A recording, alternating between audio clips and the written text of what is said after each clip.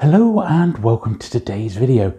This time we're going to be taking a look through the classic mid-1970s science fiction magazine, Science Fiction Monthly, as published by the New English Library. So sit back, relax, and let's take a look.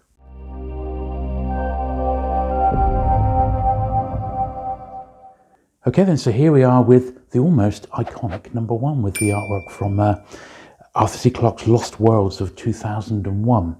And this magazine here, this is volume 1, number 1, was first published in 1974, so January 1974. And there were 28 issues, so there's 2 volumes of 12. Then the third volume only had four actual releases. I've got them all, bar one odd issue from the final volume, so quite a bit to look through today. It was apparently launched in demand for readers who wanted posters of the original cover artwork from the classic New English Library science fiction books, and they wanted to look at the artwork of the covers without all the cover titling on.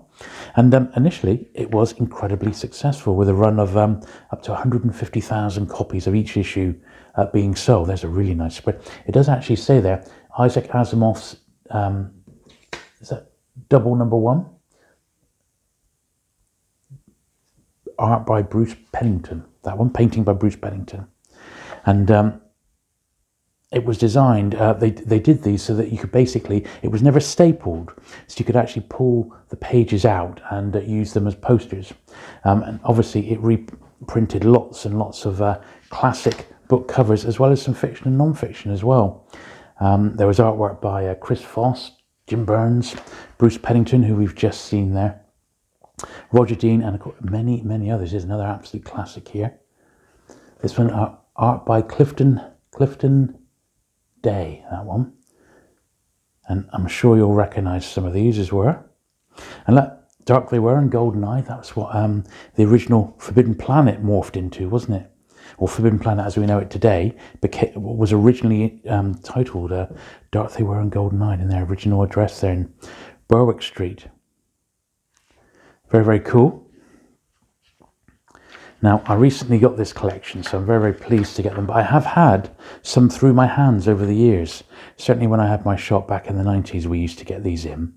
And they were always an absolute pain to try and merchandise. And in the end, we sort of used to stack them into LP sleeves.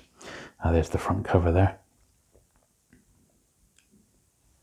Yeah, so, I mean, it also featured fiction and non-fiction articles as well, and some top sort of SF writers appeared in this, such as Brian Aldiss and Christopher Priest, Bob Shaw, Harlan Ellison, Asimov, to name just a few. Very, very cool sort of magazine, this one. It really is. Obviously, it's a great vessel for New English Library, or it was, to push their science fiction lists. There is a picture of Pennington in his studio by the look of it.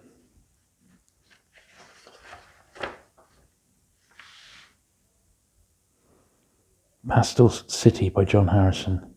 Painting by Bruce Pennington again. A couple of single pages here. Unfortunately, the magazine didn't continue to be the initial success that it was, and eventually circulation dropped to about 20,000 in the final volume, which is maybe why they're a bit scarcer, and it eventually got published. It did come back as like a little digest for one odd issue, but that was it.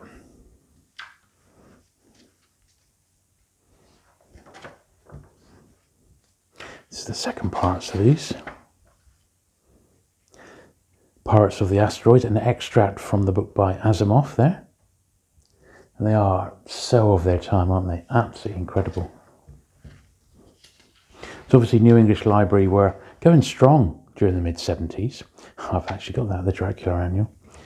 And they were publishing books by, Frank Herbert, Robert Heinlein, to name but a few. Here's a good little selection of what they were publishing back then. And so they weren't stapled, so the magazines, they're tabloid size. I'm actually having to film this one in the house because in the studio my table is just not big enough to fit them all in. But you get the idea. So some of these are slightly the pages are slightly misaligned, so we'll sort them out as we go through them. I had a little look online about what these are actually sort of fetching, and they do vary immensely, and I think condition does play quite a big part in it as well. I've seen them from just a few pounds each, up to £15 for certain issues, but I think that's just if someone needs like an odd one, like me. I only need one now. To get the set, I will probably pay £15 to finish it, just so I can say I've got them all.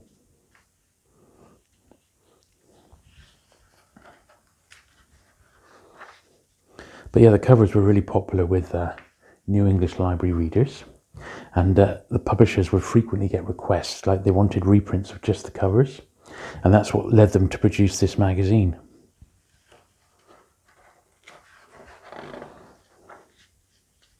So it was planned all throughout 1973, and eventually the first issue got published in January 74.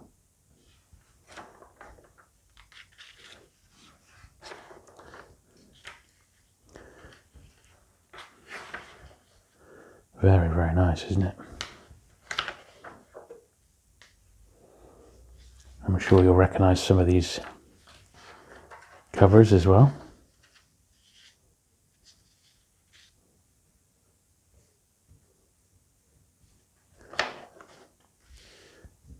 Advert for the Godmakers on the back. From Frank Herbert, who was riding high once again in the mid-70s, wasn't he? And New English Library produced those gorgeous June books, June editions. Here's number 3 here.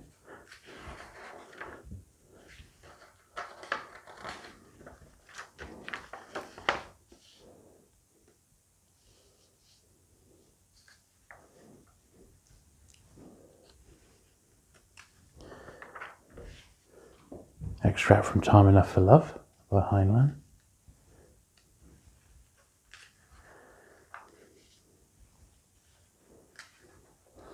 So I'd be very interested to know if any of the viewers have actually bought these back in the day, or had some second-hand, maybe in the 80s and 90s, or if you've still got some.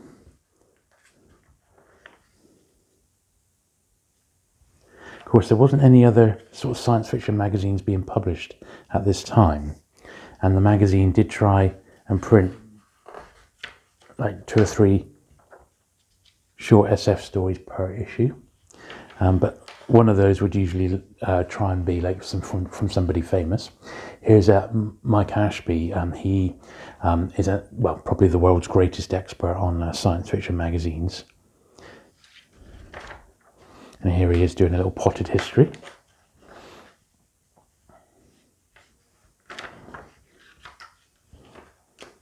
I suppose nowadays it's probably quite tricky to find these untouched. I got to admit, I bought these from Dorset Bob, the SF book specialist, and he had a whole box full, and I just sort of went through and tried to pull out the best looking copies, and I think I've not done too badly, but some are better than others, of course. So New English Library, apparently we're going to title the magazine Sci-Fi Monthly, and they then realised that the term sci-fi was sort of derided by science fiction fans and turned it into Science Fiction Monthly. I think SF Monthly would have been also absolutely fine, but sci-fi, thank goodness they didn't do that, eh? The price initially was 25 pence, but it rose steadily, and come the end it was up to 50p. And this is because during, between 74 and 76, there was quite a lot of inflation in the UK, similar to what we're going through in this decade, and it caused the prices, paper costs and production costs increased, so it caused the increase in cover price. See, some of these are just slightly, if you take this away, it's just because they're slightly out of alignment here, and it's just like a normal tabloid newspaper, really.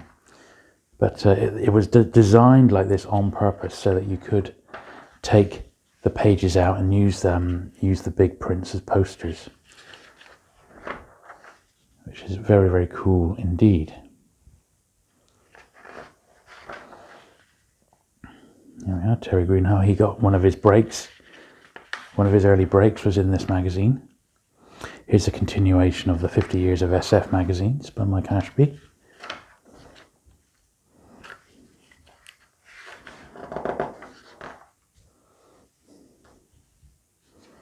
It's so of its time, isn't it? It really, really is. Absolutely incredible, really.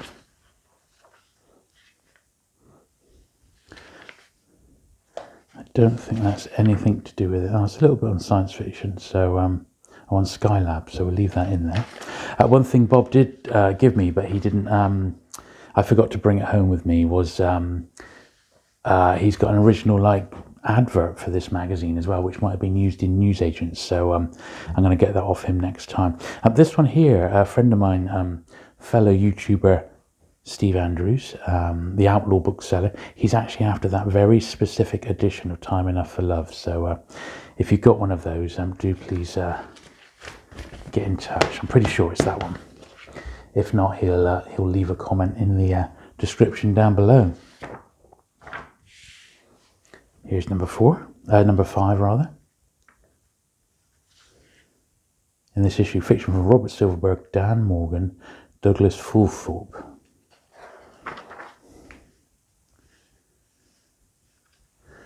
Really having to keep checking to make sure the entire magazine is in the picture, because they are, as I said, enormous, and I couldn't quite fit them in on my desk in my normal studio today. But thankfully it's not too loud in the house. I'm doing this midweek, so we've got a little bit of peace and quiet to go through these.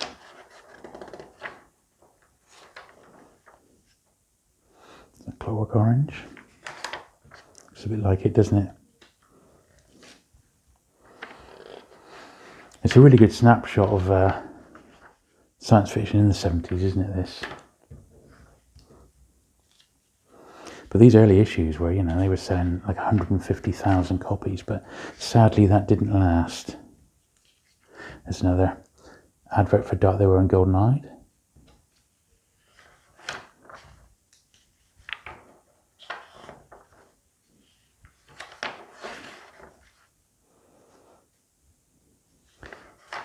More on the history of science fiction magazines.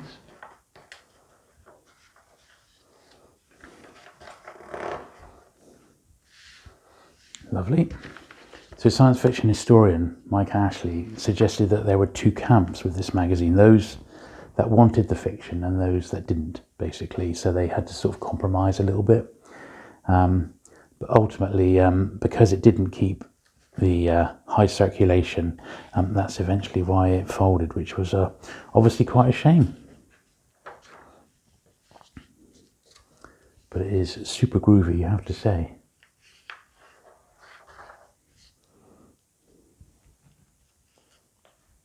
Obviously all the big artists and writers of the time were featured. There's one by Anne McCaffrey. Apple, very nice.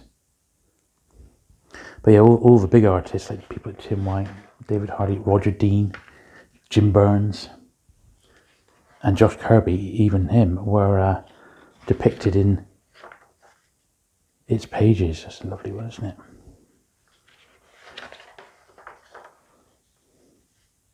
So advert for Zardos, which was just coming out at that time.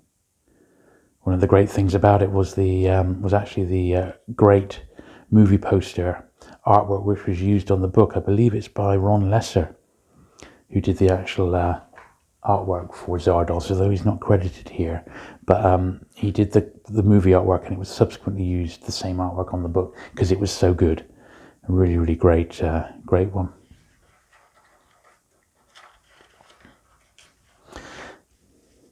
So because there was no other, as Brian Stableford, because there was no other magazines publishing short science fiction stories, they used to receive 400 to 500 submissions per month, and they had to choose the very best of it. So not many people were able to get much of a big break by being, by getting work published. But we saw Gary Kilworth earlier, David Garnett as well. Both had early stories printed in this magazine. And they would always, as I said, feature at least one sort of well-known author.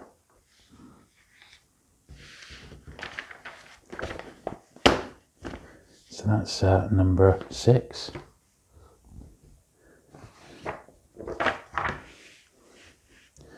Number 7 here. Commencing this issue, Modern Masters of Science Fiction. Number 1, Arthur C. Clarke.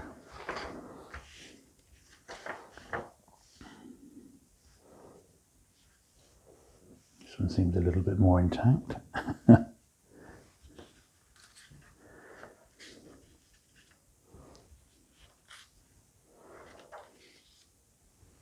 It's amazing to think that these are almost 50 years old now, bar a couple of years.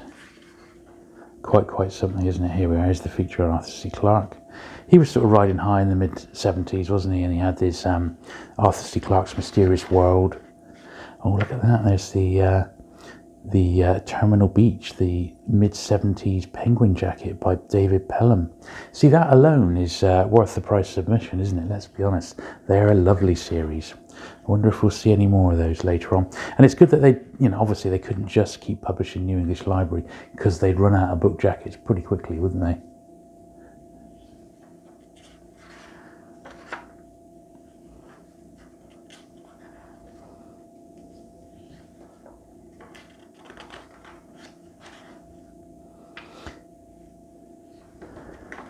Good stuff here. Ian Miller, that's a feature on.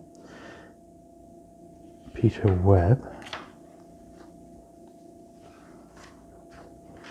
New departures from Clifford D. Simak.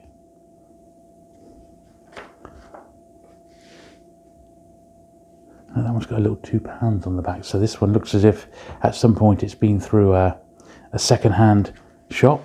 I forget what we used to sell them for in the shop in Purple Haze in the 90s, but I think it was probably about, $2.99, something like that per issue. I don't think, as I said, I don't think these are mega collectible in any way at all, but they are highly nostalgic. And I think that's probably the reason to get them over anything else. It's just, they are a sight to behold. I think that's probably the best way to describe them. They really, really are. And I'm going to go through the whole lot. So this is probably going to end up being quite a long video, but I'm sure you don't mind. Look at this. Looking at science fiction in rock music with A Saucer Full of Secrets by Floyd. Here's a look at Ray Bradbury. And includes a short story, The One Who Waits. Wrote lots of short stories, didn't he? Oh, look, there we are. The Drought. Another one, David Pelham from Penguin. I wonder who owns that original artwork.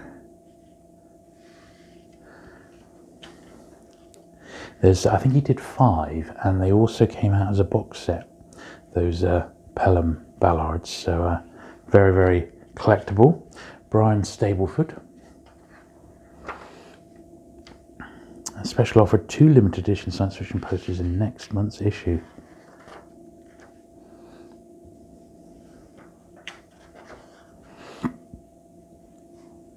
Here's a look at Josh Kirby now. So born in 1928. Amazing, eh? And a look back over some of his Foursquare titles there. Maybe these were the ones that were in print. Well, even these are quite old. They've got the old numbering on. So those would have been old even when this magazine got published. Surprised they just did 5 Foursquare books rather than delving a little bit further back. Maybe they just didn't have them. That on the back there, how cool is that? Josh, then that is a Josh Kirby back cover there. Death with his scythe. So that was number 8. Let's get number 9 out here. Here we are. This is quite funky, isn't it? It's quite a nice sharp copy here. Oh, look at that. Terminal Beach. David Pelham again. Look at that in poster form. That's really, really incredible, isn't it? I didn't know Science Fiction Monthly actually reprinted all these David Pelhams, but that is fantastic. I bet these issues will become quite collectible once that sort of fact is known, in actual fact, because I would imagine fans of that art would want to track those down. Obviously, lots of big authors eventually appeared in the magazine. You have people like Aldridge. Here's a little feature on David Pelham. And there they are, some of the other ones. How super cool is this? Then look at John Wyndham recognise his face before I even saw who it was about. Another short story, The Puffball Menace. Now, one of the perhaps drawbacks of this magazine is it's because of its dimensions being tabloid size, they're very, very difficult to store. But I actually have like a little, I've got a box which fits tabloid stuff. I've got some tabloid, like Marvel comics, for example, and some other bits and pieces that are like really oversized, and I just lay them flat in that. Although, amazingly, at the time, you could actually buy official binders for this series, which held 12 issues. So it wouldn't have been much use with the final volume. But you could have had the first 12 issues in official New English Library binders. And they would be, I would imagine, quite scarce today. So if anyone's got those, I'd be keen to know. Apparently they're sort of dark purple in colour with the logo on. I bet that'd be fantastic. If I can, I'll do some research when I edit this. I'll see if I can actually find a picture of the binders somewhere. I think that'd be pretty nice to see. And they did actually pull like the best of Science Fiction Monthly together into a paperback. And it came out as like the best of Science Fiction Monthly, and that was in 1975. And obviously published by New English Library. What's this? A New Year gift to our readers. In the November issue of Science Fiction Monthly, there will be a free full-colour pull-out calendar of science fiction art to keep you on course throughout 1975. Okay, well, we'll see if that's in the next issue. And what's some fiction here? Look at E. Doc Smith now in the Masters of Science Fiction series. A part of the attraction, of course, apparently from New English Library was they would try and, do these really cool paintings, reproductions of the covers, to lure younger readers into starting to dip their toe into science fiction.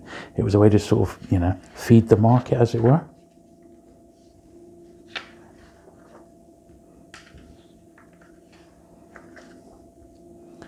Look at these, lovely, eh? That's a pound one there. Good to see them. It is good that they don't just stick to a New English Library and that they are almost like shouting out for the genre in general.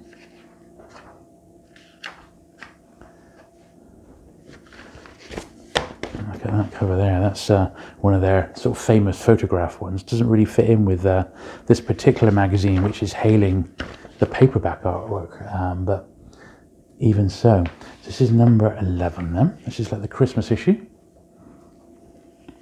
We'll see if it's still got the SF Science Fiction Monthly calendar inside. And now what's this here? You don't have to be a time traveller.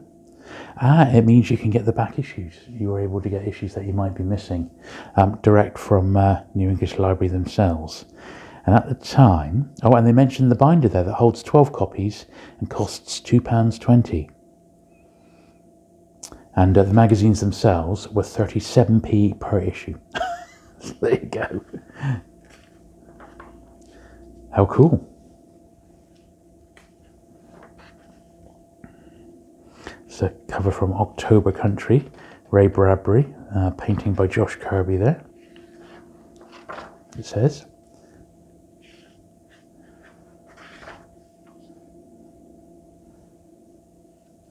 Look at Olaf Stapledon.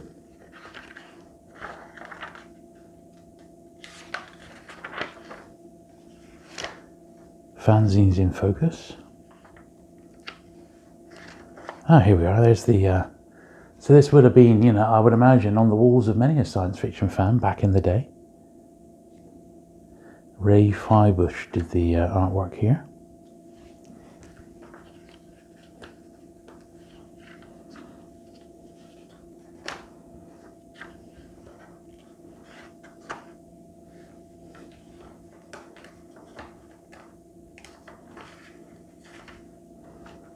The Dispossessed had just been published at that point and reviewed there. Published in hardback, that is.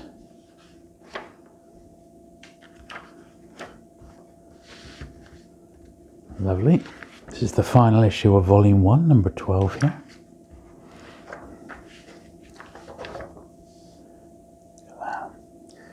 are absolutely beautiful. You can imagine that up and down the country there were people really into this who took them out and put them on their walls. Look at Christopher Priest. So we're going to have a look at Christopher Priest in this issue.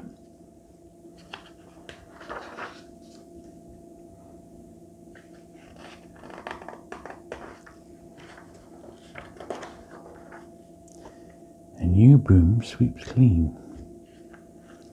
Like Ashley again.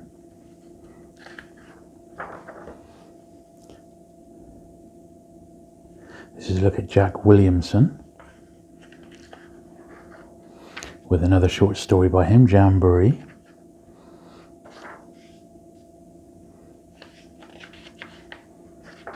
God, that's impressive, isn't it? Wow, wow, wow. Where's this from? Does it say? Yes. Bridget Marlin. It doesn't say where it was actually used on, but I think that's the artist's.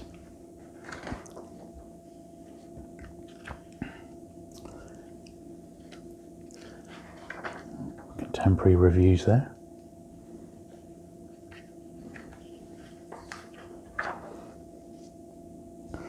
Oh, Philip K. Dick. Flow My Tears, the Policeman Said, reviewed. It was just published in Glance at that point. Here we are, look at an article on Christopher Priest. How cool is that? And interviewed by John Bronson. He wrote a lot of TV tie-ins, didn't he? I seem to recall. Yeah, how cool is this? I bet this is really interesting. You know, a period interview with him, with still a living legend. Oh look, how do your muscles... That's the first sort of non-science fiction thing. It looks more like an American comic, doesn't it? It's the first sort of non-science fiction thing we've seen there, but that's okay. So anyway, that rounded off volume 1. Now I need to do volume 2, and I see my stack here are slightly out of order, so I'm going to do them in reverse order here, so that we look at them as they've been published. 7, 6.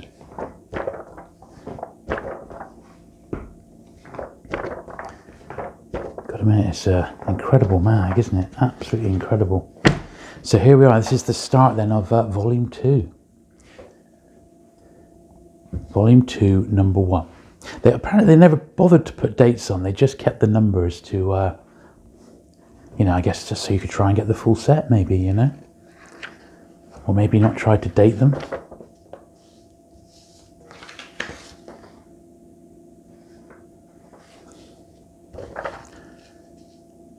Here we are. A few people have mentioned that there isn't a really good study of the New English Library, and they were so influential. Their books, in a lot of ways nowadays, they're produced quite cheaply, and in fact, Dorset Bob, SF specialist, said they were sort of derided by science fiction fans, New English lavatory, referring to the quality of the paper that the books were printed on.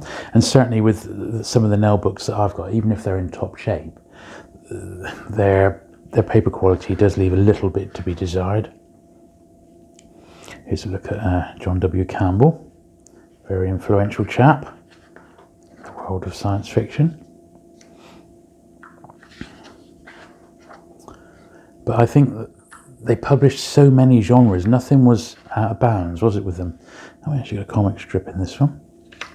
And I certainly enjoy their Edge books, the Western series Edge, but they published loads by the Piccadilly Cowboys, as they're called. Lots of science fiction. They did the biker books, didn't they? And the punk books. You know, they followed the trends, as it were.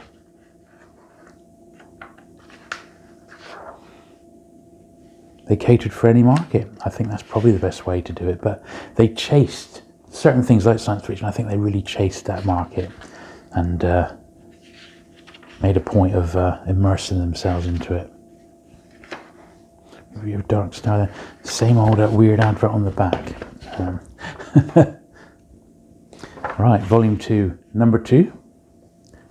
Michael Moorcock exposed. Okay, he will be exposed.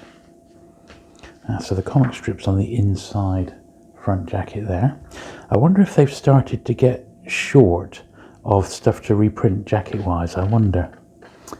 The Fantasy Centre. Once again, I remember vaguely going there when I was a youngster. I never went into Dark They Were Golden Eye, but I did go into Forbidden Planet when there used to be like 2 Forbidden Planets in Denmark Street. Used to go in there quite a bit in the 80s. It's amazing who you might bump into around there. And so a little article on Michael Moorcock here by Michael Ashley. Checklist of work. Well, I bet that was difficult to pull together even back then. Wine. So totally unrelated. Really weird to see something like that in this magazine. Or, yeah, this is nice. David Higgins. That's more typical, isn't it, of what we're looking for. Now, this is an article on A. Van Vogt in the Modern Masters of Science Fiction. I bet that's a really good series to read, actually, to know a bit about these authors. Beautiful Dreamer, a short story competition, one of 4 best UK entries. David Henderson wrote this one.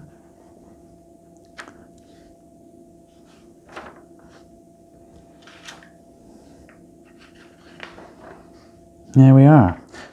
Not, I would say, quite as good as some of the earlier ones by volume 2. This one, you know, they seem in a funny sort of way not to have the same sort of appeal as the very earliest ones, and I wonder if they've already sort of used up some of the best artwork that they had to hand, you know. There's the comic strip again.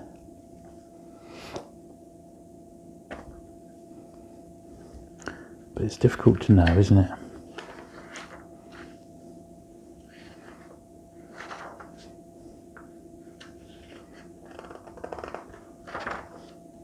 So again, I use this going through to get the magazines looking a bit tighter. Alice through Molecular Dematerializer. Some nice classic covers there. Love looking at old paperback covers, as you know.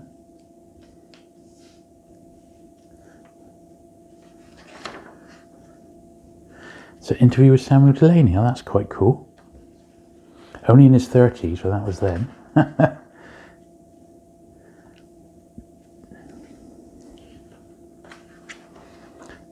That's nice, isn't it? It's got a bit of a turned over corner here. So this is by Robin Hidden. It's a reader's painting competition. So this is one that, you know, was from one of their readers, and they used it as a way to get exposure by the look of it. Now we've got to look at Eric Frank Russell and the Modern Masters of Science Fiction series here that they've been doing. Another little turned over corner. Meeting on Kang Shan.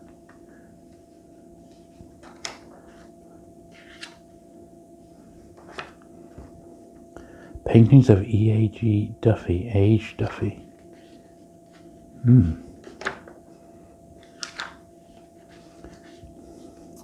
100 Years of Science Fiction Illustration. I've seen that book. I've heard it's really good. I remember actually trying to track a copy down. It was one of those ones that you could look up on eBay, and it was only like $2.99 or something. But the condition was always really ropey, like it had been like really well read. So I'm waiting for a nice one to come my way. And there we are. So I would say, with all these like non-science fiction adverts included as well, that in volume 2, the magazine seems to have gone downhill a little bit.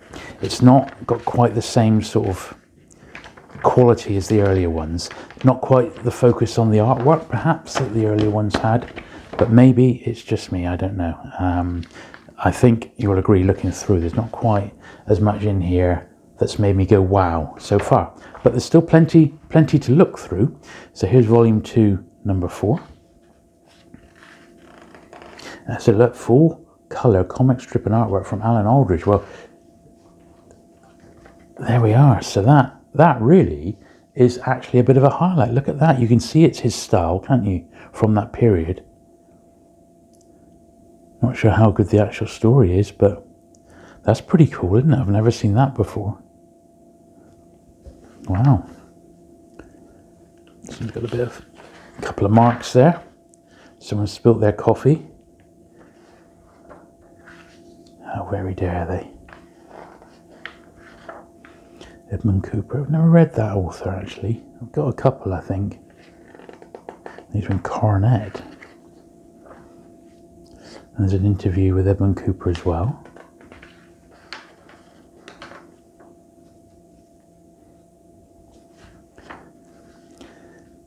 This is the New English Library. These are the hardcover editions. So in hardcover for the first time. Look, Stranger in a Strange Land.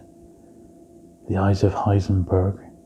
First UK hardcovers by New English Library. You don't often see those, do you? What's this? Brent Armstrong. Asimov now in the Modern Masters of Science Fiction series. Very cool. Then the Pauls.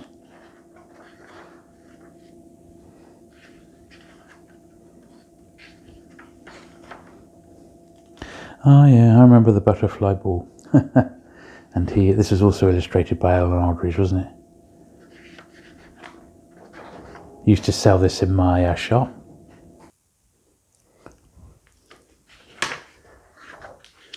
Lovely. What's this? Outstanding books on every aspect of warfare. So it's like a military history book club rather than a science fiction one.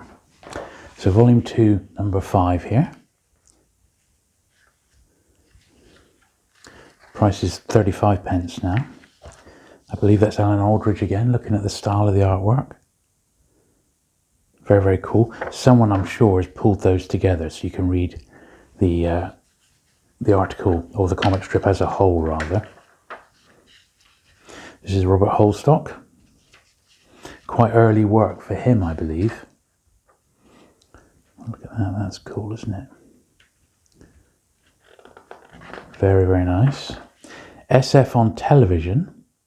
Okay, well, I recognise some Doctor Who there. A for Andromeda, Out of the Unknown. Quatermass in the Pit. Some good stuff there. An advert there from United Artists, Michael Moorcock, and the Deep Fix. He was well in that, wasn't he? Backed by assorted members of science fantasy group Hawkwind. You almost, you want to be playing some mid-70s Hawkwind when you're like reading these, don't you? Something like Astounding Sounds, Amazing Music, or Quark, Strangeness and Charm.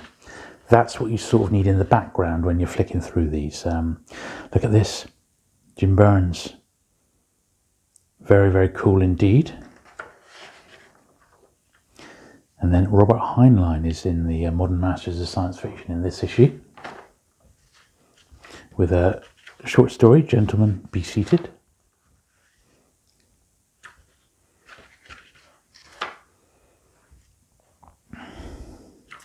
Three SF posters for £1. These are being sold in even larger format, direct by New English Library, which I guess is pretty cool. So these are in even bigger form if you could find them. They're probably pretty rare now, I would imagine. Yes, lovely. That's cool. It's interesting that the front cover is reproduced there, because I imagine some newsagents might fold these so they could get them on the shelf a bit easier, possibly. So volume 2, number 6.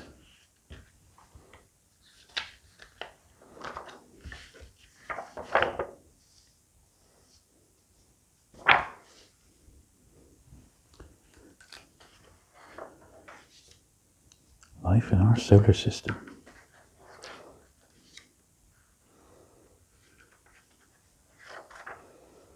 Manhandler. Douglas Fulthorpe.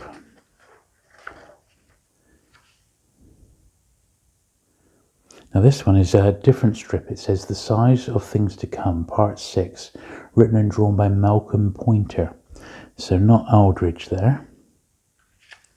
I'm not sure if that maybe carries on the strip that we saw earlier on in the earlier issues.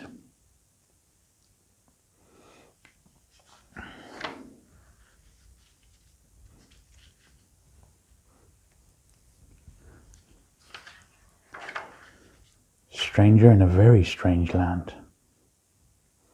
A report on the 32nd World Science Fiction Convention held in Washington, D.C., 29th of August to 2nd of September 1974. So it shows a few of the people who were there. Harlan Ellison, John Brunner, Larry Niven, Asimov, Lester Del Rey.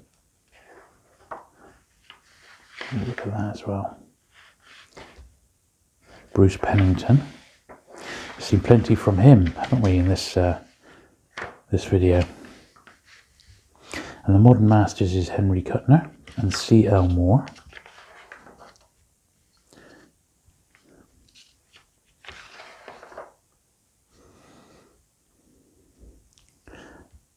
Story by Thomas Dish here, Thomas M. Dish.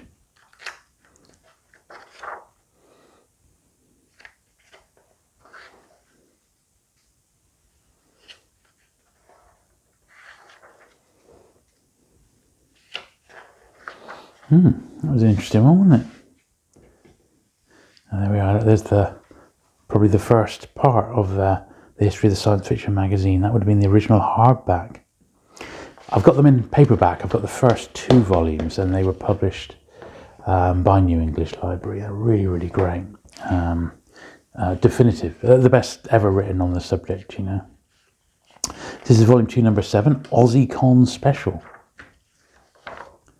Oh, look at that. Bruce Pennington again. Very, very nice indeed. Lovely stuff.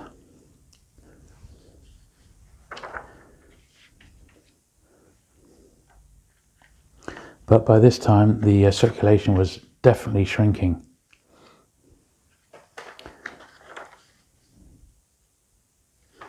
Now this one may be slightly, may not be slightly in the best order here. News. There's Inverted World by Christopher Priest. Of course, these other ones were published by Pan, weren't they? So, but this was a New English Library one. They'd evidently wooed him by giving him a little feature in the magazine as well. God, that's lovely, isn't it? That's the cover. City of Illusions by Ursula Le Guin. Painting by Chris Foss. Yeah, you sort of recognise the spaceships with Chris Foss's artwork, don't you? I'm no expert on all these science fiction illustrators, but that doesn't stop me enjoying looking at them. I think it's just fantastic to appreciate the artwork. This was the SF Masters here, Modern Masters of SF, Stanley Wyball.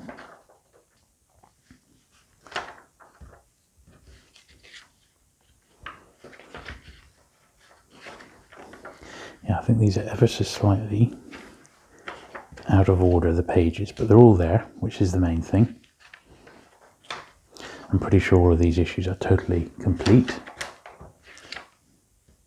There we are. So that wasn't bad, actually. That was a pretty cool one, wasn't it? So that was number 7. Here's volume 2, number 8. An explosive issue. So this one, interestingly, has got like a corner, a mid-cover crease, almost as if that was on the rack like that when it was sold. That's why that one's got that crease down the middle there. So I suppose if you are collecting these, if you find ones which have not got that mid-cover crease, then you're doing well. Look at Harlan Ellison now, always controversial, but always also extremely great. This is a Dangerous Visions series that were published by Sphere. A comic strip again. Another Bruce Pennington there. God, it's so good, isn't it? Oh, fantastic. I think if you're watching this video, stick it up on your big screen so you can really, really appreciate this artwork in full size, you know? Because it's just so great.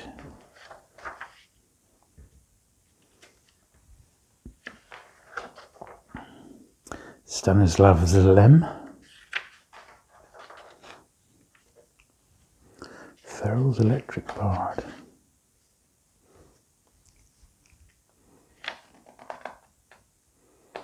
That's the first, I think, mention of Harry Harrison in all of this. Certainly he's not had a lot of coverage in these this magazine.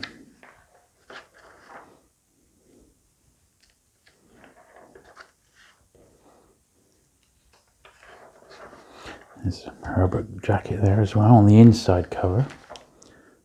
There we are. That's lovely, isn't it? Bruce Pennington again. I'm sure that was used on one of the Dune books. I don't know which one. But that's nice. It's a shame it's been creased in the middle. But as I said, it's just a result of how it was merchandised in the newsagents back in the day. Right, volume 2, number 9. So this one's got Bob Shaw, a new story and interview. This is a slightly more robust copy of this one. Here we are, Bruce Pennington again. Not sure where that's from, but boy oh boy, it's lovely.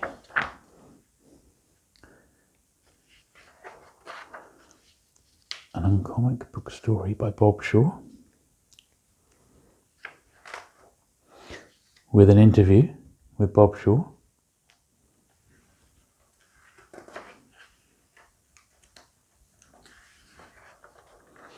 Futurescapes, the paperback shop limited in Oxford. Oh, look at this, an exhibition of original SF art. Wow, I bet that was cool.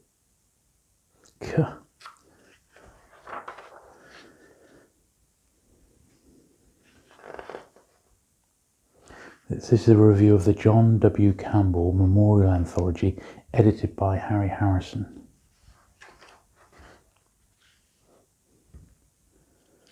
It's rather lovely as well, isn't it? Bob Lazelle did that artwork there.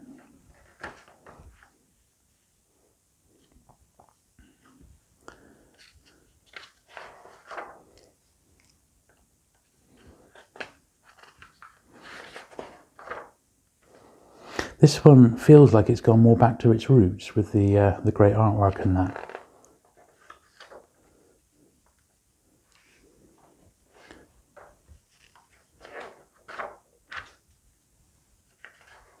Maybe that was a deliberate ploy. Very nice.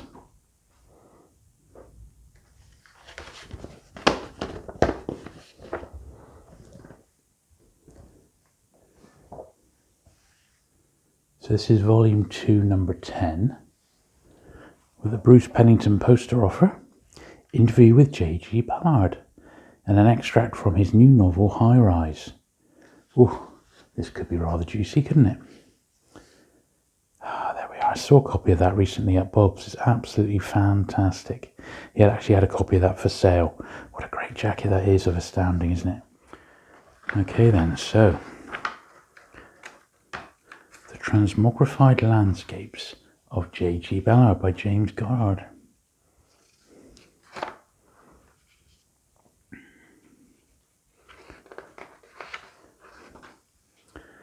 I love that they're reproducing these in full colour like that. I know they're a bit basic artwork wise, but I just love them. They're really, really great.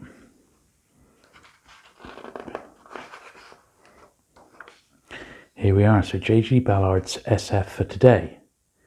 James Goddard and David Pringle. There's a name that's familiar. This one will be of interest to my friend Steve, the Outlaw Bookseller. Very big Ballard fan. I think he's got pretty much everything in first edition, almost, that he ever wrote, and contributes to Deep Ends. These are great. He used to have loads of these 50s ones. Now look at this. What's this? Angus Mackay.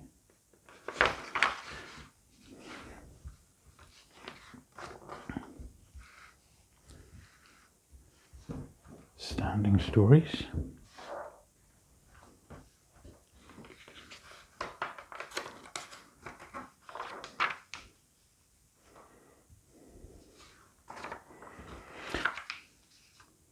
Future science fiction. Super cool.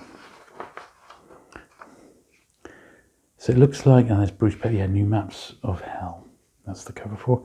It looks like they've raided the archives a little bit to get some like classic stuff to maybe bulk it out a little bit. And another bargain poster offer, 3 Bruce Pennington posters for only £1.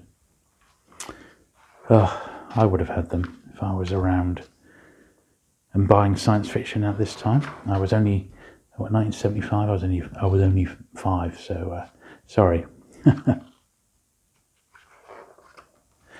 that, and there's the back again. Nice issue. So that was volume 2, number 10. We're almost at the end. Ooh, a free t-shirt transfer. That's mid-70s if ever there was, eh? This is volume 2, number 11. Finally, a Harry Harrison interview and story. So I've been getting quite into Harry Harrison lately, so that's good to see. Another Bruce Pennington on that side. Harry the Galactic Hero.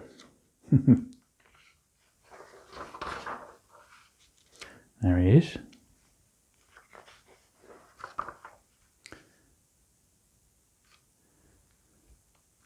These are readers' submissions, artwork submissions. It's very cool. Terry Greenhow, another great artist.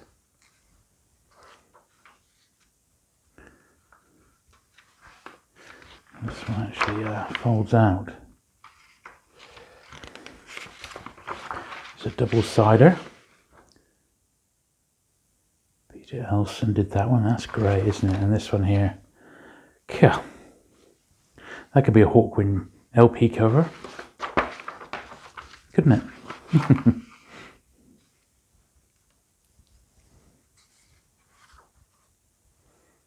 Another short story by Harry Harrison here, By the Falls. Good to see.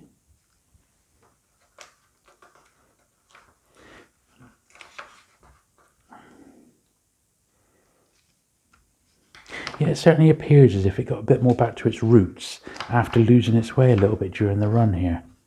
Which, this is much more akin to the earlier issues, isn't it?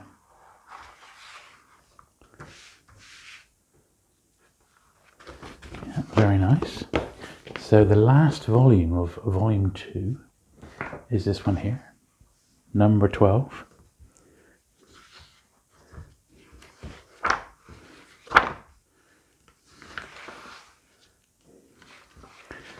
Back cover double page spread. Lovely. I mean, absolutely epic, really, aren't they? I think some of the artists actually complained a little bit because the artwork was originally designed to be just on a little paperback cover. When it was blown up, you could see like every brush stroke. Look at that. The Furies. Yeah, and the compact science fiction one.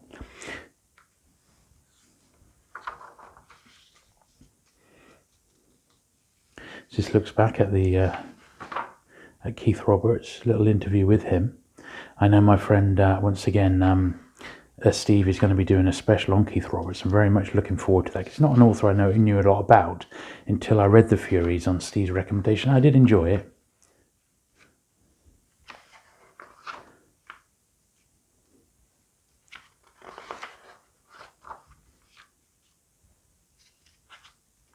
There's another short, The Worlds That Were Worlds, by Keith Roberts. So this is another issue that maybe my friend Steve might want to pick up. This one and the Ballard one. Cool stuff. Ian Watson.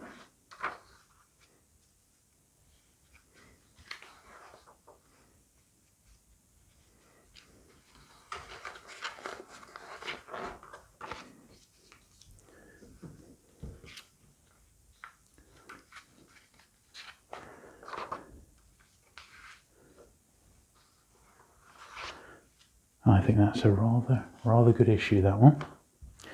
So that was the end of the first 2 years of it, Science Fiction Monthly, but there was just 4 more to go because the circulation had dropped really low, down to as low as 20,000. So of volume 3 there was 4 issues, and I'm actually missing volume 3, number 3, but I have got 1, 2 and 4, including the very last issue. So we'll take a look through these last ones. And Space 1999, a special illustrated feature.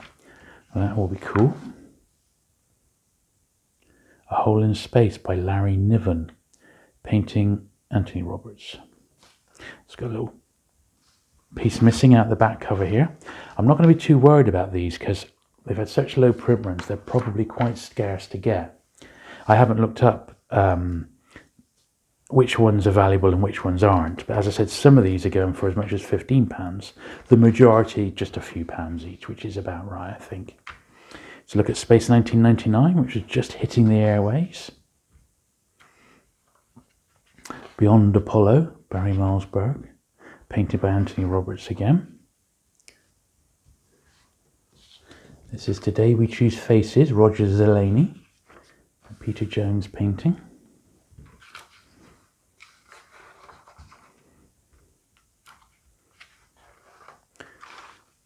More Space 1999.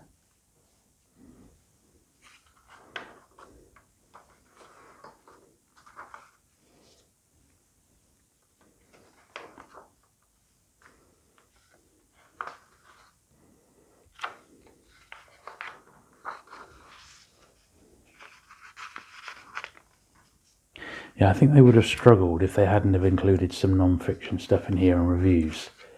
This magazine, I don't think, would have lasted as long as it did. I suppose for something like this, in such an unusual format, it didn't do bad, did it, you know? Got a few turned over corners on this one.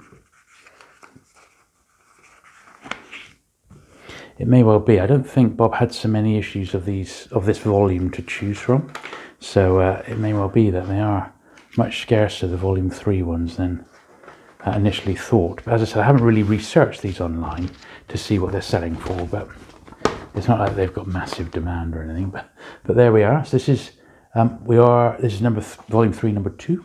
Feels quite beefy, this one. It's got a Kelly Freyas cover. 10 posters from America's top SF artists. Okay, so we'll maybe that's why. So we'll look at these as we go through and line them up a bit. There's another Kelly Freyas.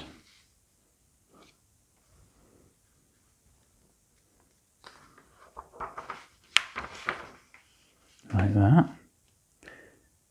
And this one is volume 2, number 9. This looks like it's got a whole nother issue inside. So maybe it's just the posters. Let's have a little look. Oh, there's the cover to number 1. Looks like someone's taken out some of the posters as if they were going to put them up on their wall. So I've ended up, ironically, with a few doubles. That's quite cool. But I keep them all together. So this issue seemed virtually, for me at least, all posters, which I don't think can be right, can it? Special issue 10 posters. Is there no editorial content? I don't know. Had the magazine just basically become a poster mag? I don't know. But here is the very final issue. So this is volume 3, number 4. Special poster offer, interview with Gigi Compton. SF art from Chris Foss, Anthony Roberts and Tim White. Well, this was the final one before it was cancelled, and reportedly sales of just 20,000 now. Slightly new look. No mention there in the editorial of it being the final one. Often they would never know. It would just be a decision that would be made, and they probably knew that it was on its last legs, sadly.